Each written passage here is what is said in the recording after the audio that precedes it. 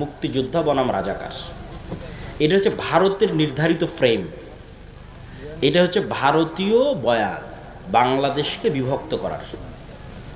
পৃথিবীর কোনো দেশে জয় পরাজয়ের পর আর আলাদা করা হয় না কাউকে। ধরো মোহাম্মদ সাল্লাল্লাহু আলাইহি ওয়াসাল্লাম মক্কা বিজয় করলো, মক্কা বিজয় করার পর যদি বলে এই আবু সুফিয়ানের ছেলেরা আর যারা মক্কায় আমার বিরুদ্ধে যুদ্ধ করতো এরা সব রাজাকার, এদেরকে কোনো পদ দেওয়া যাবে না, এদেরকে কোনো দায়িত্ব দেওয়া যাবে না, কেন এরা রাজাকার, এরা তো আগে থেকে রাসূলের বিরুদ্ধে ছিল। তাহলে একটা রাষ্ট্র প্রথমেই ভেঙে যায়, একটা রাষ্ট্রের মধ্যে প্রথমেই বিভেদ তৈরি হয়ে গেল। মোহাম্মদ সাল্লাল্লাহু আলাইহি ওয়াসাল্লাম কী নেতৃত্ব দিবে, কী রাষ্ট্র তৈরি করবে? উনি তো আগেই ওনার জনগণকে ভাগ করে দিচ্ছে, যারা আমার সাথে মদিনায় ছিল ওদেরকে সব ক্ষমতা দিব, আর যারা আমার সাথে মদিনায় ছিল না, যারা মক্কায় আমার বিরোধিতা করেছে এদেরকে দিব না। বরং রাসূল সাল্লাল্লাহু আলাইহি ওয়াসাল্লাম কী করেছে তোমরা জানো? রাষ্ট্র পরিচালনার ট্রিক্স, রাষ্ট্র গড়তে চাইলে এটা করাই লাগবে, কোনো রাস্তা নেই।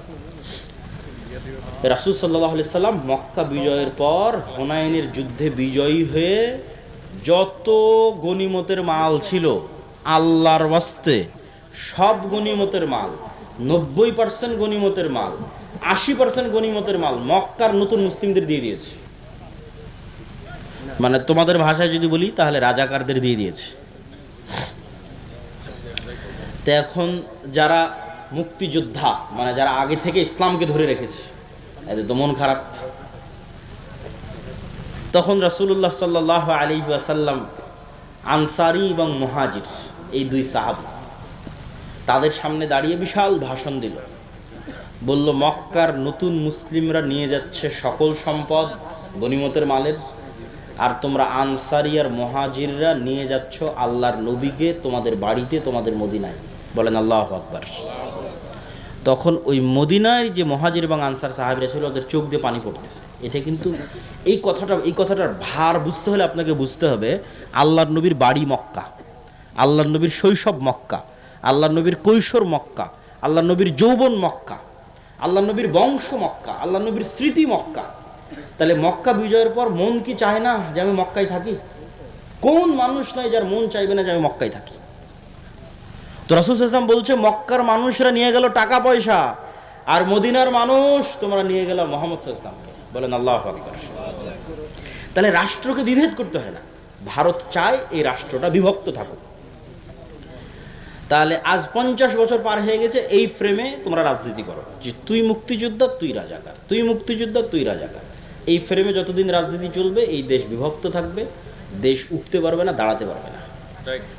আফগানিস্তানে যখন তালেবানেরা দেশ বিজয় করলো, ওদের বিরুদ্ধে যত যোদ্ধা ছিল ওদের বিরুদ্ধে যুদ্ধ করেছে, সবকে বললো তোমরা যদি ক্ষমা চেয়ে মাপ চেয়ে আমাদের সাথে কাজ করো, তোমাদের সবাইকে নিজ নিজ পদে বহাল রাখা। কে ব্যাংকের গভর্নর ছিল সে ব্যাংকের গভর্নর থাকবা, কে আর্মির জেনারেল ছিল সে আর্মির জেনারেল থাকবা, সবকে ক্ষমা, শুধু আমাদেরকে ক্ষমা চাইতে হবে এবং আমাদের নেতৃত্ব মানতে হবে। তাহলে দেশ একদিনে এক হয়ে গেল। দেশ এক হয়ে গেল মানে এই দেশ এখন উন্নত হবে। এটাকে বলা হয় রিকনসিলিয়েশন, ক্ষমা। এই ক্ষমা বাংলাদেশের যে পক্ষই রাজনীতি করুক না কেন তাকে রিকনসিলিয়েশনটা করতে হবে, যে পক্ষই ক্ষমতায় আসুক না। এক পক্ষ আর এক পক্ষকে মারতে থাকবে, ধরতে থাকবে, দেশ সামনে আগাবে না। তো ওই যে বয়ান, তো তুমি বাংলাদেশে কোন বয়ান তৈরি করতেছো? এই বয়ান তৈরি করার ক্ষমতার মতো তোমার প্রতিষ্ঠান আছে কিনা? তুমি গিয়ে ডেইলি স্টার, প্রথম আলোর ওখানে মারামারি ভাঙচুর করে ফেললা, এই মারামারি ভাঙচুরে তাদের বয়ান আরও শক্তিশালী হলো।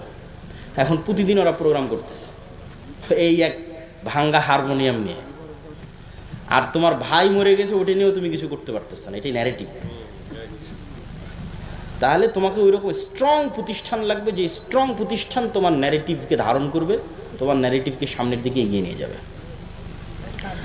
তো এই জন্য বেগম রোকেয়া নারী জাগরণের অগ্রদূত না নারী অধপতনের অগ্রদূত, এই বয়ান বাংলাদেশের মুসলমানেরা নির্ধারণ করবে এরকম শক্তি বাংলাদেশের মুসলমানদের নাই।